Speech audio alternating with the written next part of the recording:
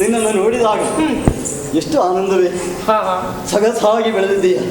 ಈಗ ಯಾವುದೋ ಆಲೋಚನೆಯಲ್ಲಿ ಮಗ್ನಾಗಿದ್ದಂತಹ ನಿನ್ನ ತಂದೆಗೆ ಒಮ್ಮೆನೇ ನೀನು ಬಂದದ್ದು ತಿಳಿಯದೆ ಹೋಯ್ತು ಮಗಳೇ. ಅಲ್ಲ, ನನಗೆ ಅರ್ಥವಾಗ್ತದೆ. ಸೃಷ್ಟಿಯ ಕಾರ್ಯ ಅಷ್ಟೊಂದು ಸುಲಭ ಅಲ್ಲ. ಪ್ರತಿಯೊಬ್ಬರ ಸೃಷ್ಟಿ ಹೇಗಾಗಬೇಕು, ಯಾವ ರೀತಿಯಲ್ಲಿ ಆಗಬೇಕು ಎನ್ನುವ ಯೋಚನೆಯಲ್ಲಿ ನೀನು ಕಳೆಯುವಲ್ವೇ? ನನ್ನ ಮಗಳು ತಂದೆಯನ್ನ ಚೆನ್ನಾಗಿ ಅರ್ಥ ಮಾಡಿಕೊಂಡಿದ್ದಾಳೆ. ಹೌದಪ್ಪ. ತಂದೆಯ ಕಾರ್ಯದ ಆ ಹೊಣೆಗಾರಿಕೆ ಎಷ್ಟು, ಏನು ಕಷ್ಟ ನಷ್ಟಗಳೇನು ತಿಳಿದವಳು ನೀ ಅಲ್ವೇ? ಬೇಕು, ಈ ರೀತಿ ಮಕ್ಕಳು ಬೇಕು. ತಂದೆಯ ಹೊಣೆಗಾರಿಕೆಯನ್ನು ಅರಿತು ಅದಕ್ಕೆ ಹೆಗಲುಗೊಳ್ಳುವಂತಹ ಮಕ್ಕಳಿದ್ದರೆ ಎಷ್ಟೋ ಹಗುರವಾಗ್ತದೆ. ಮಗಳೇ ಅಂತೂ ಎಷ್ಟು ಹೊತ್ತಿಗೆ ನೋಡಿ, ಯಾವಾಗ ನಿನ್ನ ಮುದ್ದು ಮುಖವನ್ನ ಸತ್ಯವಾದ ಇದು ಹೇಳಿ ಕೇಳಿ ಇಲ್ಲಾವ ಕುಂದು ಕೊರತೆ ಉಂಟು ಮಗಳು ನಿನಗೆ ಅಪ್ಪ? ಅಥವಾ ನಿನಗೆ ಕುಂದು ಕೊರತೆ ಆಗುವ ಹಾಗೆ ನಾನು ಬೆಳೆಸಿದ್ದೇನೆ? ಖಂಡಿತ ಇಲ್ಲ. ಅಡಿಯಿಂದ ಮುಡಿಯವರೆಗೆ ಏನು ಬೇಕು ನಾನು ಕೇಳುವುದೇ ಬೇಡ, ಎಲ್ಲವನ್ನ ನೀನು ಒದಗಿಸಿಕೊಟ್ಟಿದ್ದೀಯ ಅಲ್ಲವೇ? ಇರೋ ಒಬ್ಬಳೇ ಮಗಳಾದ ನೀನು ಯಾವತ್ತೂ ನೋಯಬಾರದು, ದುಃಖ ಪಡಬಾರದು ಎನ್ನುವ ಕಾರಣಕ್ಕೆ ಸುಕುಮಾರಿಯ ಹಾಗೆ ಸೊಗಸಿನಿಂದ ಬೆಳೆಸಿದ್ದೇನೆ. ಹೌದಪ್ಪ ಅಲ್ಲವೇ? ಆದರೂ ಚಿಂತೆಯ ಕಾರ್ಮೋಡ ಈ ನಿನ್ನ ವದನಾರವಿಂದ ಕವಿದಿದೆಯಲ್ಲ, ಅದೊಂದು ಕಾರಣ. ಏನು ಕಾರಣ? ಅಲ್ಲ, ನೀನು ಯೋಚನೆ ಮಾಡು. ಎಷ್ಟು ದಿನಗಳಾಯ್ತು ನನಗೊಂದು ಜನ್ಮವನ್ನು ಕೊಟ್ಟಿದ್ದೀಯ, ಹಾಗಂತ ನನಗೊಂದು ವಾಗ್ದಾನವನ್ನು ಮಾಡಿದ್ದೀಯ. ಅದು ನೆನಪು ಮರ್ತೋಯ್ತಾ ಅಪ್ಪಯ್ಯ? ಯಾವುದದು? ವಿದ್ಯೆಯ ಪಟ್ಟವನ್ನು ಕಟ್ಟಿ. ಅಯ್ಯೋ ಹೌದು, ಬಹಳ ಹಿಂದೆ ನಿನಗೆ ವಾಗ್ದಾನವನ್ನು ಮಾಡಿದ್ದುಂಟು. ನೀನು ತಿಳಿಯುವ ವಯಸ್ಸು ಬರುವ ಹೊತ್ತಿಗೆ ನಿನಗೆ ನಾನು ಹೇಳಿದ್ದುಂಟು, ಮಗಳೇ ವಿಜ್ಞಾನಿ ದೇವತೆಯಾಗಿ ನಿನ್ನನ್ನು ಪಡೆದಿದ್ದೇನೆ, ಇಂದಲ್ಲ ನಾಳೆ ಆದರೂ ಕಟ್ಟ ಕಟ್ಟುತ್ತೇನೆ ನಿನಗೆ ಎಂಬುದಾಗಿ. ಹೌದಪ್ಪ. ಏನು ಮಾಡಿದೆ ಮಗಳೇ? ಈವರೆಗೆ ಅನೇಕ ಮುಹೂರ್ತಗಳನ್ನು ಹುಡುಕಿದೆ. ಆ ಸುಮುಹೂರ್ತಕ್ಕೆ ಸರಿಯಾಗಿ ವಿದ್ಯಾವಧಿ ದೇವತೆಯ ಪಟ್ಟವನ್ನು ನಿನಗೆ ಕಟ್ಟಬೇಕೆಂಬುದಾಗಿ ಪ್ರಯತ್ನವನ್ನು ಮಾಡಿದ್ದೇನೆ. ಸುಳ್ಳಲ್ಲ, ಖಂಡಿತ ಪ್ರಯತ್ನ ಮಾಡಿದ್ದೇನೆ. ಆದ್ರೆ ಏನು ಮಾಡೋಣ, ಯಾವುದೋ ತೊಂದರೆ ತಾಪತ್ರಯಗಳು ಬಂದು ಆ ಮುಹೂರ್ತಗಳು ತಪ್ಪಿ ಹೋಗಿದ್ದಾವೆ. ಹಾಗಾಗಿ ಇಷ್ಟೊತ್ತು ನಾನು ಏನ್ ಮಾಡ್ತಾ ಇದ್ದೇನೆ ಗೊತ್ತುಂಟ ನಿನಗೆ? ಏನಪ್ಪಯ್ಯ? ನಿನ್ನ ಸಂಬಂಧವಾಗಿ ತಲೆ ಕೆಡಿಸಿಕೊಂಡದ್ದೆ ನಾನು. ಏನು? ನೀನು ಬರುತ್ತೀ, ಬಂದ ಮರುಗಳಿಗೆಯನ್ನೇ ನನ್ನನ್ನು ಪ್ರಶ್ನೆ ಮಾಡುತ್ತೀ, ಅಪ್ಪ ಯಾವಾಗ ಪಟ್ಟ ನನಗೆ ಎಂದು. ಹಾಗಾಗಿ ಜಾಗ್ರತೆಯಾಗಿ ನೀನು ಬರುವ ಮೊದಲೇ ಮುಹೂರ್ತವನ್ನು ಹುಡುಕಿಟ್ಟಿದ್ದೇನೆ ನಾನು. ಹೌದಪ್ಪ. ವಿದ್ಯಾರ್ಥಿ ದೇವತೆಯ ಪಟ್ಟವನ್ನು ಕಟ್ಟುವುದಕ್ಕೆ ನಿನಗೆ ಮುಹೂರ್ತ ಯಾವಾಗ? ಇಂದಲ್ಲ, ಒಟ್ಟು ವಿದ್ಯೆಯ ಪಟ್ಟವು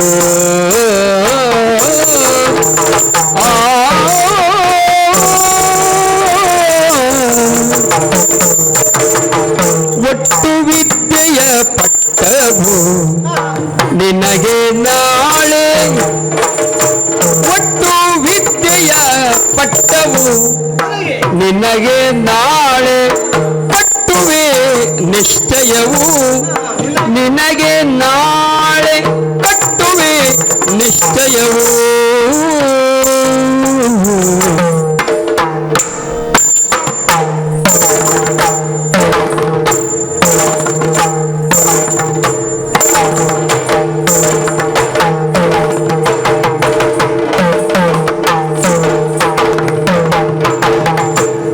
ಹಿಂದಿನ ಹಾಗೆ ಕೆಟ್ಟು ಹೋಗದು ಕಾರ್ಯವು, ಹಿಂದಿನ ಹಾಗೆ ಕೆಟ್ಟು ಹೋಗದು ಕಾರ್ಯವು.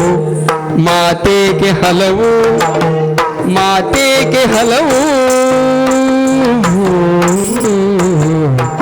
ಬಿಟ್ಟು ಕಳ್ಳೆ ಚಂಚಲವ ಧೈರ್ಯವ ಪಟ್ಟುಕೋ ವಿಭ್ರಮಿಸದೆನೆ. ಪಡಮಟ್ಟು ಶಾರದೆ ಪೇಳಿದಳು ಅಡಬಟ್ಟುದೇ ನಿನಗೆನ್ನ ಭಾಗ್ಯವೋ.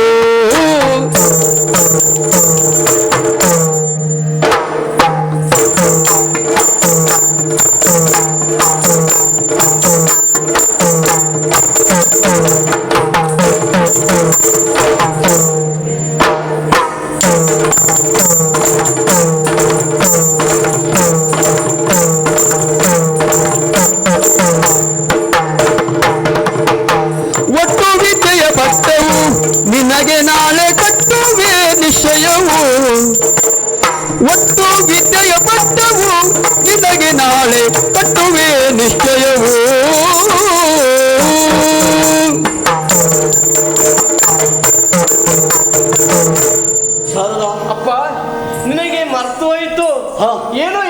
ನೆನಪಿಸುವುದಕ್ಕಾಗಿ ಹಾ. ನಾನೇ ಓಡೋಡಿ ಬಂದೆ ನೆನಪಿಸುವುದಕ್ಕಾಗಿ. ಇಲ್ಲ, ಹಾ. ಮರೆಯುವ ಹಾಗೆ ಇಲ್ಲ. ಹಾ. ಯಾಕೆಂದ್ರೆ ನಿನಗೆ ಮಾತು ಕೊಟ್ಟಿದ್ದೇನಲ್ಲ, ನೀನು ಹಾ.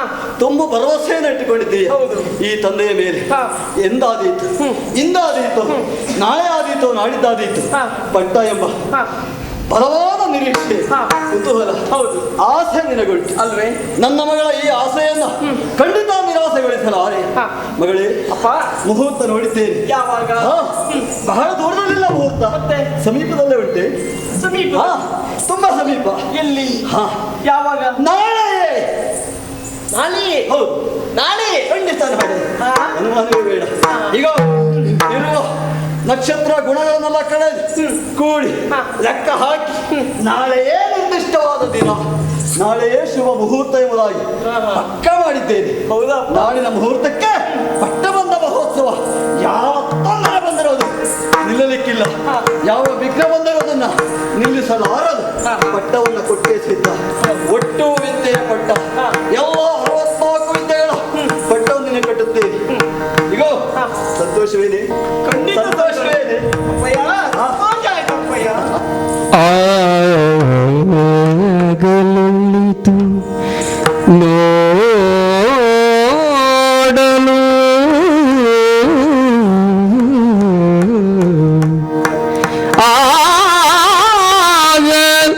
ಆಗಲೊಳ್ಳಿತು ನೋಡಲು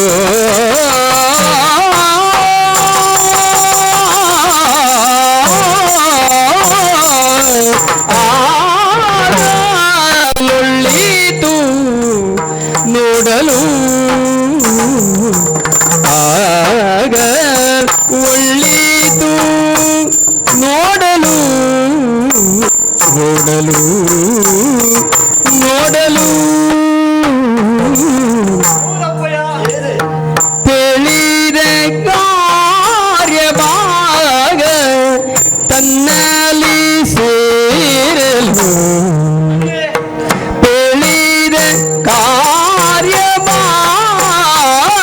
ತನ್ನಲ್ಲಿ ಸೇರಲು ಸೇರಲು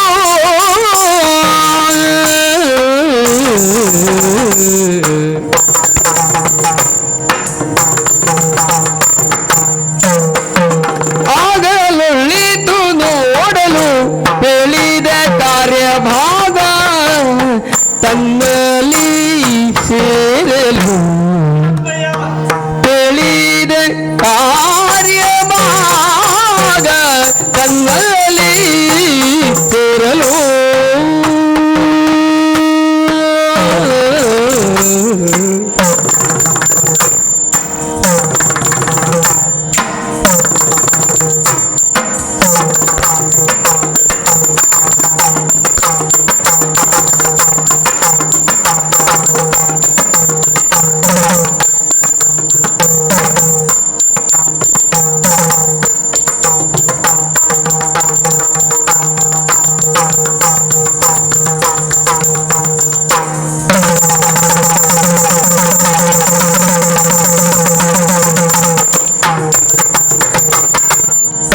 ಭಾಗ ತನ್ನಲ್ಲಿ ಸೇರಲು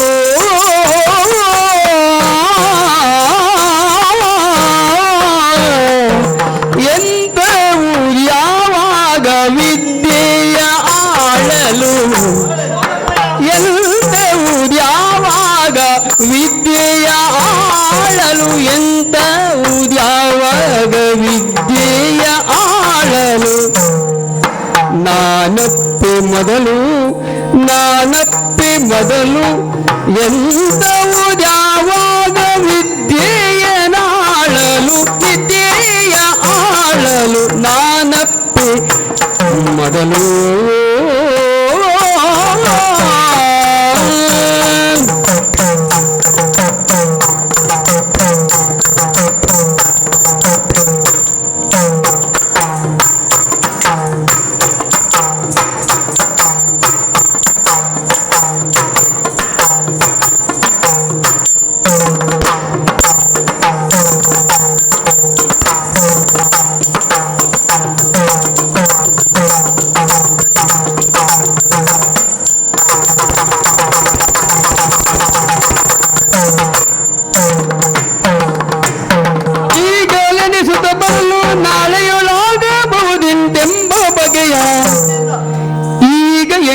ಬರಲು ನಾಳೆಯೊಳಾಗಬಹುದಿಂತೆಂಬ ಬಗೆಯ ಸರಾಗದಲ್ಲಿ ಬೇದುದಕ್ಕೆ ಸಂತಸವಾಗದಿಪ್ಪನೆ ಲೇಸು ಲೇಸು ಲೇಸು ಕಾರ್ಯವೋ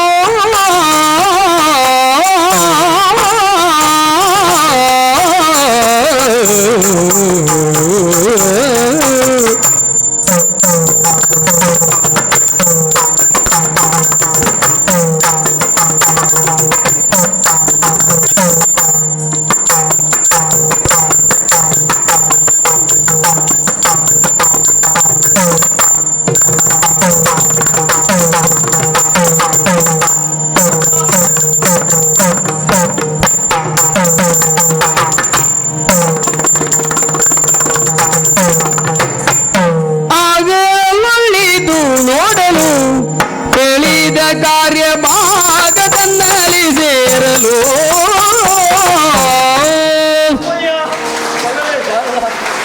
ಏನೇ ನಾಳೆ ನಿನಗೆ ಪಟ್ಟಾಭಿಷೇಕ ಎಂಬ ವಾರ್ತೆಯನ್ನು ತಿಳಿದ ಮರುಕ್ಷಣದಲ್ಲಿ ಹಾರಿದೆ ಹಾರಿದೆ ಹಾರಿದೆ ಎಳೆ ಚಿಗರೆಯಂತೆ ಹಾರಿದೆ.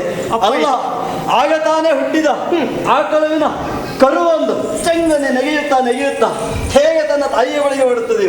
ಆ ಬಗೆಯಲ್ಲಿ ನಿನ್ನ ಈ ಹಾರಾಟ ಕುಣಿದಾಟ ಯಾರಿಗೆ ವರ್ಷವಾಯಿತು ಮಗಳೇ. ಯಾರಿಗೆ ತಾನೇ ಸಂತೋಷವಾಗುವುದಿಲ್ಲ. ಯಾಕೆಂದ್ರೆ ಅಪ್ಪನಾದವರು ಹೇಳಿದ ಕಾರ್ಯವನ್ನು ಯಾವಾಗ ಮಾಡುತ್ತಾನೆ ಎನ್ನುವ ನಿರೀಕ್ಷೆಯಲ್ಲಿ ಮಗಳಿದ್ದಾಗ ಆ ಕಾರ್ಯ ನನಗೆ ಯಾವಾಗ ಜವಾಬ್ದಾರಿಯನ್ನು ತೆಗೆದುಕೊಳ್ಳುವುದಕ್ಕೆ ಅನುಕೂಲವಾಗ್ತದೆ ಎನ್ನುವ ನಿರೀಕ್ಷೆಯಲ್ಲಿ ನಾನಿದ್ದೇನೆ ಅಲ್ವಾ ಅಪ್ಪಯ್ಯ. ಹಾಗಾಗಿ ಬಹಳ ದಿನಗಳಾಯ್ತು ನಾಳೆ ನಾಳೆ ಅಂತ ನೀನು ದಿನ ಕಳೆದೆ ಅಪ್ಪಯ್ಯ. ನನಗೆ ಗೊತ್ತಾಗಿತ್ತು ಅಲ್ವಾ. ಈ ಅಪ್ಪಯ್ಯ ಕೇಳಿದಾಗೆಲ್ಲ ನಾಳೆ ನಾಳೆ ಅಂತ ಹೇಳ್ತಾನೆ. ನಾನು ನಿನಗೆ ನಂಬಿಕೆ ಬರ್ಲಿಲ್ವಾ ಅಲ್ಲಿ ನೀನು ಈಗ ಹೇಳಿ ಹೇಳಿ ನಾಳೆ ನಾಳೆ ಅಂತೇಳಿ ಎಷ್ಟು ದಿವಸ ಆಯ್ತು. ಈಗಲೂ ಅದೇ ಮಾತನ್ನ ಹೇಳಿದ್ದೀಯ. ನಾಳೆ ಖಂಡಿತ ಈ ಮಾತನ್ನ ನಾನು ನೋಡಪ್ಪಯ್ಯ, ಈ ಮಾತಿನ ಭರವಸೆಯ ಮಾತು ಇದೆರಡಕ್ಕೂ ವ್ಯತ್ಯಾಸ ಉಂಟೋ ಇಲ್ವೋ ಅಲ್ವಾ. ಇದು ಭರವಸೆಯ ಮಾತಾಗ್ಬೇಕು, ಮಾತಿನ ಭರವಸೆ ಆಗ್ಬಾರ್ದು ಅಲ್ವಾ. ಕೆಲವರು ಹೇಳ್ತಾರೆ ನಾನ್ ಮಾಡ್ತೇನಪ್ಪ ನೀವು ಹೋಗು ಹೀಗೆ ಹೋದವರು ಮತ್ತೆ ನಾಳೆ ಬಂದ್ರೆ ನಾಳೆ ಮಾಡ್ತೇನೆ ಎನ್ನುವುದಾಗಿ. ಪ್ರತಿಯೊಬ್ಬ ತಂದೆಯೂ ಕೂಡ ರಚ್ಚೆ ಹಿಡಿಯುವ ತನ್ನ ಮಕ್ಕಳನ್ನು ಸಮಾಧಾನಿಸುವುದಕ್ಕಾಗಿ ಈಗೆಲ್ಲ ನಾಳೆ ಆಮೇಲೆ ಸಮಾಧಾನ ಕೇಳುವುದು. ಮಕ್ಕಳು ಎಲ್ಲಿ ದುಃಖ ಬಿಡ್ತಾರೋ ಅವರ ಮನಸ್ಸಿಗೆ ಎಲ್ಲಿ ದುಃಖ ಉಂಟಾಗ್ತಾರೋ ನೋವನ್ನು ಉಂಟು ಮಾಡ್ತಾರೋ ಯಾವಾಗ ಅಲ್ವಾ. ಎಡವೆಯಲ್ಲಿದ್ದಾಗ ನೀನು ಯಾರು ಹೇಳು. ಹೌದು, ಪ್ರೌಢಳಾಗಿದ್ದೀಯ, ಅರ್ಥ ಮಾಡಿಕೊಂಡಿದ್ದೇನೆ. ಆಗ ಹೇಳಿದ ಸುಳ್ಳನ್ನು ಈಗ ಹೇಳಿದ್ರೆ ನೀನು ನಂಬಲಿಕ್ಕಿಲ್ವಲ್ಲ. ಆಗ ಹೇಳಿದ್ದಾನೆ ಈಗ ಹೇಳಿದಾಗ ನಂಬಲೇಬೇಕಲ್ವಾ ಅಲ್ವಾ ಅಪ್ಪಯ್ಯ. ಪ್ರೌಢವಾಗಿದ್ದೇನೆ, ನಾನು ಅರ್ಥ ಮಾಡಿಕೊಂಡಿದ್ದೇನೆ. ನಾಳೆ ನಾಳೆ ಹೇಳಿ ಇಷ್ಟು ದಿವಸವಾಗಿದೆ, ಇನ್ನು ನಾಳೆ ಅನ್ನುವುದು ಯಾವಾಗ ಬರ್ತದೆ ಅಂತ ನನಗೆ ಕುತೂಹಲ ಇರುವುದಿಲ್ವಾ ಮಗಳೇ. ಈಗ ಅನುಮಾನ ಬೇಡ, ಎಂದಿನ ಹಾಗಲ್ಲ ಈ ದಿನ. ಇಲ್ಲಿಯವರೆಗೆ ಕೊಟ್ಟ ಭರವಸೆ ಹಾಗಲ್ಲ ಈ ಹಿಂದಿನ ಭರವಸೆ. ನಾಳೆ ಎನ್ನುವುದು ಸಿದ್ಧ. ಹೌದಾ? ಅದಕ್ಕೆ ಖಂಡಿತಕ್ಕೂ ನನಗೆ ಪಟ್ಟ ಕಟ್ಟುತ್ತೇನೆ. ನೀನು ಈ ನಿರ್ಧಾರದ ಮಾತನ್ನು ಹೇಳಿದೆಯಲ್ಲ, ನನಗೆ ಭರವಸೆ ಬಂದದಕ್ಕೆ ಹಾರಿದ್ದು ನಾನು. ಬಂತಲ್ಲ? ಹೌದು. ಹಾಗೆ ಯಾಕೆಂದ್ರೆ ತಡ ಮಾಡಬಾರ್ದು. ಯಾಕೆಂದ್ರೆ ಭೂಲೋಕದಲ್ಲಿ ಎಷ್ಟೋ ಜನ ಹಾಳಾಗಿ ಹೋಗ್ತಾ ಇದ್ದಾರೆ ಅಲ್ವಾ. ವಿದ್ಯೆ ಹೆಚ್ಚಾಗ್ತಾ ಉಂಟು, ಅವರಿಗೆ ದಾರಿ ಕಾಣಿಸ್ತಾ ಇಲ್ಲ. ನಾನು ಅತಿ ತಿಳಿದವ ಹೀಗೆಲ್ಲ ವ್ಯವಹರಿಸ್ತಾ ಇದ್ದಾರೆ. ಅಲ್ಪ ವಿದ್ಯಾ ಮಹಾವೀರರು.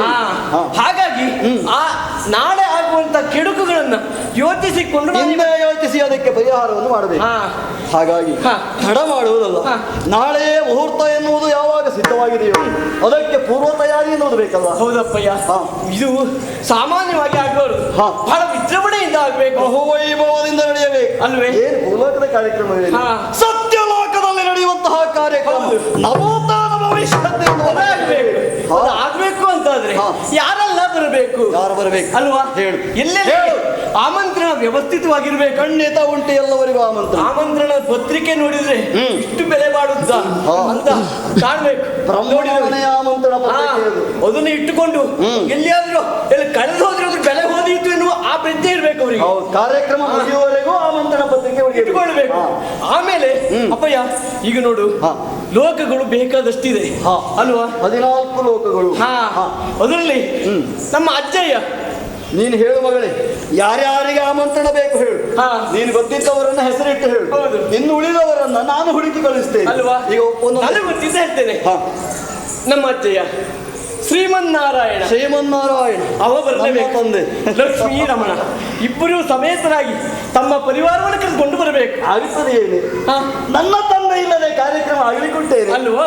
ಆ ಶ್ರೀಹರಿಯ ಉಪಸ್ಥಿತಿ ಇಲ್ಲದೆ ಹಾ. ಯಾವ ಕಾರ್ಯಕ್ರಮವು ನಡೆಯಲಾರದು. ಆಯ್ತು. ನನ್ನ ತಂದೆ ಒಬ್ಬನೇ ಅಲ್ಲ, ಅವನೊಟ್ಟಿಗೆ ಲಕ್ಷ್ಮೀದೇವಿ, ಹೌದು. ನಮ್ಮಮ್ಮ, ಹಾ. ನಿನ್ನ ಅಜ್ಜಿ, ಹಾ. ಇವರು ಬರಬೇಕು. ಹೌದು. ಇಲ್ಲಿ ಹಾ. ಎತ್ತರವಾದ ಆಸನದ ಮೇಲೆ ಅವರ ಉಪಸ್ಥಿತಿ ಇರಬೇಕು. ಹೌದು. ಮತ್ತಾರು ಬರಬೇಕು? ಆಮೇಲೆ ಹಾ. ದೇವತೆಗಳು, ಹಾ. ದೇವೇಂದ್ರ, 33 ಕೋಟಿ ದೇವತೆ, ಹೌದು. ಅವರೊಟ್ಟಿಗೆ ಹಾ. ಸುರಪಾಲ ಹೌದು, ಬಾರದೆ ಇರ್ತಾನೆ. ಬರ್ಲೇಬೇಕು. ಬ್ರಹ್ಮ ಹೇಳಿ ಕಳಿಸಿದ ಮೇಲೆ ಅವನು ಬರಲೇಬೇಕು. ಮತ್ತೊಂದೇನು ಗೊತ್ತಾ ಅಪ್ಪಯ್ಯ? ಹಾ.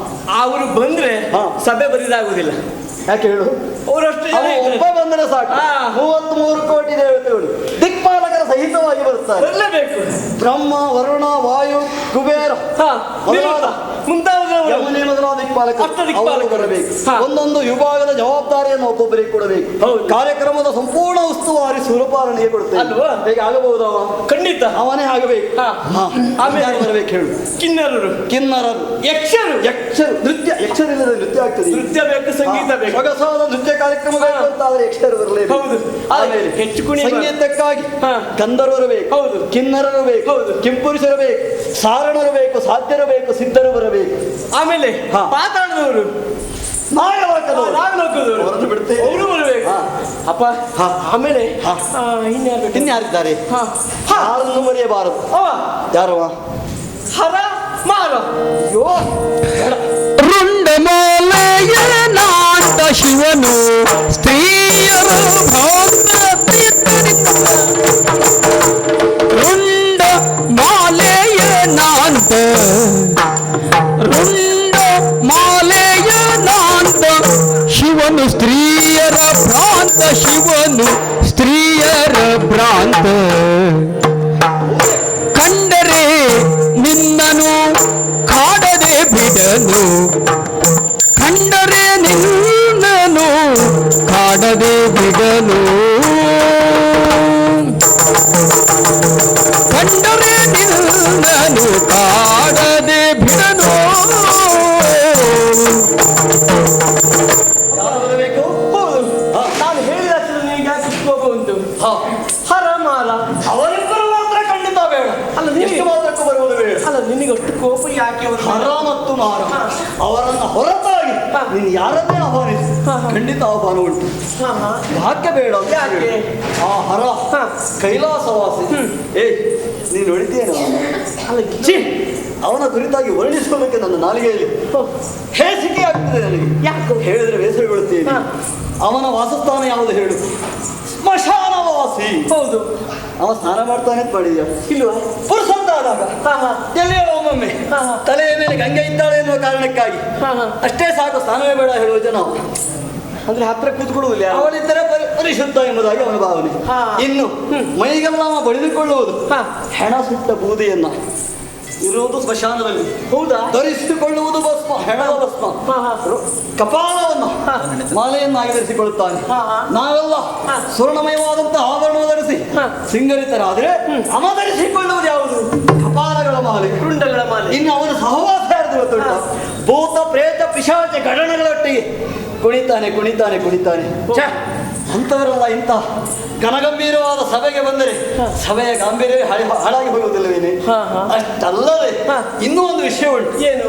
ಹಾ, ಹರಣ ಕುರಿತಾಗಿ ಇನ್ನೊಂದು ಸುದ್ದಿ ಚಾಲ್ತಿಯಲ್ಲಿ ಉಂಟು. ಹಾ. ಸ್ತ್ರೀಯರ ಭ್ರಾಂತ. ಓ, ಹೆಣ್ಣು ಕಂಡ್ರೆ? ಹೌದು, ಹಾ, ಹಾ. ಬಹಳ ಹುಷಾರಾಗಿರ್ಬೇಕು. ಹೌದಾ? ಹಾ. ಹಾ, ಹಾ. ಎಲ್ಲಿ ಚೆನ್ನುಳ್ಳಿ ತೆಲುವೆರ ಅಂತ ಹೆಂಗಸರು ಕಾಣಿಸುತ್ತಾರೋ ಹಾ. ಇವ ಚಂಚಲಗೊಳ್ಳುತ್ತಾನೆ. ಹಾ. ಅವರನ್ನ ಬೆನ್ನಟ್ಟಿ ಹೋಗುತ್ತಾನೆ. ಹಾ, ಹಾ. ಎಲ್ಲಿಯಾದರೂ ಚೆಲುವೆ ಆಗಿರುವಂತಹ ಸುಕುಮಾರಿ ಆಗಿರುವಂತಹ ನಿನ್ನನ್ನು ನೋಡಿ ಅವ ಚಂಚಲಗೊಂಡು ಹಾ. ನಿನ್ನನ್ನ ಕಾಡಲಿಕ್ಕೆ ಬಂದವನು. ಅದಾಗಬಾರ್ದು. ಹಾ, ಹಾ. ಹಾಗಾಗಬಾರದು ಅಂತಾದ್ರೆ ಅವ ಬರಬಾರದು. ಹಾ, ಹಾ. ಮತ್ತೆ ಮನ್ಮಥ ಮಾರ. ಮನ್ಮಥ ಹೆಣ್ಣನು ಮನ್ಮಥನು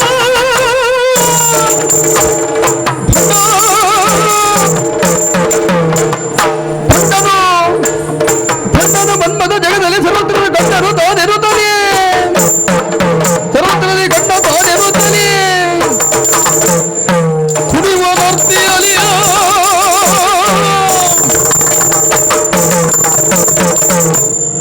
ಶಾರದೆ ಅಪ್ಪ. ಇನ್ನು ಆ ಮಹಾರ ಹಾ. ಮನ್ಮಥ ಹೌದು. ಅವನ ಕುರಿತಾಗಿ ಪ್ರಪಂಚದಲ್ಲಿ ಯಾರಿಗೂ ಒಳ್ಳೆಯ ಎಲ್ಲರೂ ಹೊಗಳ್ತಾ ಮಾಡಿದ್ರೆ ಹಾ. ಅವನ ಸೌಂದರ್ಯ ನೋಡು ಎಷ್ಟು ಚೆನ್ನಾಗಿದೆ, ಅವನೇ ಹೊರಸುವುದು. ಹೌದು. ಹಾ. ನೋಡುವುದಕ್ಕೆ ಚೆನ್ನಾಗಿರುವವರಲ್ಲ ನೀವು ಒಳ್ಳೆಯವರು. ಅಲ್ಲ ಹಾಗೆ ಜನ ಹೇಳಿಕೊಡ್ತಾರೆ. ಇದಕ್ಕೆ ಹೇಳುವುದು ಹೆಣ್ಣು ಮಕ್ಕಳ ಬುದ್ಧಿ. ಏನಾಗಿದೆಯಪ್ಪ? ಮಟ್ಟ ಕಡಿಮೆ ಎಂದು. ಹಾ, ಹಾ. ಮಗಳೇ ಅಪ್ಪ. ನಾನು ತಿಳಿದಿದ್ದೇನೆ ಅವನ ಕುರಿತಾಗಿ ಸರಿಯಾಗಿ. ಹಾ, ಹಾ. ಕೇಳು ಹಾ. ಓ ಯಾಕೆ ಬೇಡ ಎಂಬುದಾಗಿ. ಯಾಕೆ? ಅವನಪ್ಪ ಪಂಡ. ಹಾ, ಹಾ. ಹಾ. ಪ್ರಪಂಚದಲ್ಲಿ ತನ್ನಂತಹ ಹಾ. ಸುಂದರರು ಸುಕುಮಾರರು ಯಾರೂ ಇಲ್ಲ ಎನ್ನುವಂತಹ ಗರ್ವ ಅವನಿಗೆ. ಹಾ, ಹಾ. ಮದ ಗರ್ವ. ಓಹೋ. ಇಡೀ ಪ್ರಪಂಚಕ್ಕೆ ತಾನೇ ಗಂಡ ಎಂಬುದಾಗಿ ಅವ ಕುಣಿತಾನೆ, ನಡೆಯುತ್ತಾನೆ. ಇನ್ನು ಮನೋಸ್ಬೀಜ ಮಾರ ಎನ್ನುವ ಹೆಸರುಂಟು. ಅವನ ಉಪಸ್ಥಿತಿ ಇಲ್ಲಾಯಿತು ಅಂತಾದರೆ ಮನಸ್ಸು ಚಂಚಲಗೊಳ್ಳುತ್ತದೆ. ಸ್ಥಿರವಾದಂತಹ ಬುದ್ಧಿ ಪಲ್ಲಟವಾಗುತ್ತದೆ, ಮನಸ್ಸು ಒಕ್ಕಟವಾಗುತ್ತದೆ. ಘನತೆಯಿಂದ ಗಾಂಭೀರ್ಯದಿಂದ ಕೂಡಿರುವಂತಹ ಈ ಸಭಾ ಮಂಟಪ ಚಲಿಸಿ ಹೋಗುತ್ತದೆ, ವ್ಯತ್ಯಯ ಆಗ್ತದೆ. ಹಾಗಾಗಬೇಕೇನೆ. ಖಂಡಿತ ಆಗ್ಬಾರ್ದು. ಕಾರ್ಯಕ್ರಮ ಸಸೂತ್ರವಾಗಿ ನಡೆಯಬೇಕು, ವ್ಯವಸ್ಥಿತ ಆಗಬೇಕು, ಕ್ರಮಬದ್ಧವಾಗಿ ನಡೆಯಬೇಕು ಅಂತಾದ್ರೆ ಈ ಇರುವರ ಉಪಸ್ಥಿತಿಯಲ್ಲಿ ಇರಕೂಡದು. ಹಾ. ಹಾ, ಹಾಗಾಗಿ ಹೇಳಿದ್ದು. ಹಾ, ಹಾ. ತಿಳಿದಲ್ಲ? ಅಪ್ಪ, ಹಾ. ತಿಳಿದದ್ದು ನಿನಗೆ, ನನಗೆ ಗೊತ್ತಿರ್ಲಿಲ್ಲ. ಹೌದು. ಸ್ವಾಭಾವಿಕವಾಗಿ ಹೇಳಿದೆ. ಯಾರಾದ್ರೂ ಬಿಟ್ಟಿದ್ದಿದ್ರೆ ನೀನೇ ಯೋಚನೆ ಮಾಡ್ಬೇಕು. ಯಾರೆಲ್ಲ ಇದ್ದಾರೋ ಅವರಿಗೆಲ್ಲ ಆಮಂತ್ರಣ ಪತ್ರ ಶೀಘ್ರವಾಗಿ ಕಳಿಸ್ತೇವೆ. ಆಮೇಲೆ ಇಲ್ಲಿ ವ್ಯವಸ್ಥೆ ಬಗ್ಗೆ ಹಾ, ಅಲ್ವಾ? ಇದ್ದಾರಲ್ಲ ಹಾ. ಇಲ್ಲಿಯವರೆಗೆ ಸಿದ್ಧಗೊಂಡಿರಬಾರದು. ಹಾ. ಇನ್ನು ಭವಿಷ್ಯತ್ ಪ್ರಪಂಚದಲ್ಲಿ ಹಾ. ಯಾರಿಂದಲೂ ಸಿದ್ಧಗೊಳಿಸಲ್ಪಡಬಾರದು. ಹೌದು. ಅಂತಹ ಸಭಾ ವಲಯ, ಹಾ. ಸಭಾ ನಿರ್ಮಾಣ ಮಂಟಪ ಆಗ್ಬೇಕು. ಇಲ್ಲಿ ನಿರ್ಮಾಣವಾಗಬೇಕು. ಹೌದೌದು. ಸತ್ಯಲೋಕದಲ್ಲಿ ಹಾ. ಸಮರ್ಥರು ಯಾರು ಯಾರಿದ್ದಾರೆ? ಇದ್ದಾರೆ. ಯಾರು? ದೇವಶಿಲ್ಪಿಯಾಗಿರುವಂತಹ ವಿಶ್ವಕರ್ಮ ಇದ್ದಾನೆ. ಹಾ, ಹಾ, ಹಾ. ಈಗಾಗಲೇ ಅವನಿಗೆ ಸೂಚನೆಯನ್ನು ಕೊಟ್ಟಿದ್ದೇನೆ. ಹಾ. ನಮಗೆ ಬೇಕಾದ ರೀತಿಯಲ್ಲಿ ಅತ್ಯದ್ಭುತವಾದಂತಹ ಸಭಾ ಮಂಟಪ ನಿರ್ಮಾಣವಾಗಬೇಕು. ಹಾ, ಹಾ. ನಾಳಿನ ಶುಭ ಮುಹೂರ್ತಕ್ಕೆ ಸರಿಯಾಗಿ ಹಾ. ಹಾಗೆಂದು ನಿರ್ದೇಶನವನ್ನು ಕಟ್ಟದ್ದಾಗಿದೆ. ಹಾ. ಮಗಳೇ, ಹಾ. ಹೊತ್ತು ಬಹಳವಿಲ್ಲ. ಹೌದು. ಈಗ ಹಾ. ಈ ರಾತ್ರಿ ಕಳೆದು ಬೆಳಗಿನ ಶುಭ ಮುಹೂರ್ತದಲ್ಲಿಯೇ ಪಟ್ಟಬಂದ ಮಹೋತ್ಸವ. ವ್ಯವಸ್ಥಿತವಾಗಿ ಹಾಗಾಗಿ ಆಗ್ಬೇಕು. ಹಾ. ನಾವಿಬ್ಬರು ವಿಶ್ರಾಂತಿಯನ್ನು ತೆಗೆದುಕೊಂಡು